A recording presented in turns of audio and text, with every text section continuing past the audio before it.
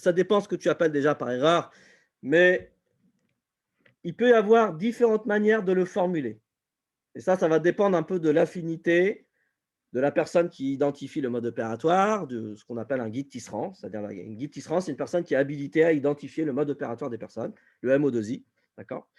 Donc, il peut y avoir une différence dans les mots que le guide tisserand va utiliser pour aider la personne à prendre conscience de son mode opératoire, d'accord? Mais le pattern, c'est-à-dire la structure de comment le dérouler, lui, on peut pas, il peut pas changer. Après, bien sûr, bah, l'erreur est humaine. Il se peut qu'effectivement, le guide tisserand puisse passer à côté de quelque chose. Alors, une erreur qui serait dommageable, c'est-à-dire finalement on s'est trompé de mode opératoire, ça me paraît peu probable. Après, il peut y avoir des erreurs sur probablement peut-être des éléments de précision sur différentes phases.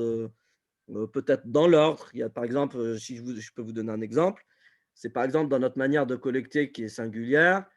Effectivement, il se peut que un guide tisserand, il se trompe en pensant que la personne est d'abord visuelle et ensuite émotionnelle, alors que la personne est d'abord émotionnelle et ensuite visuelle.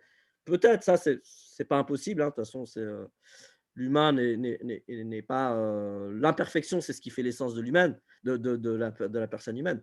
Donc du coup, dans ce cadre-là, oui. Après, se tromper complètement, ça me paraît peu probable, en fait.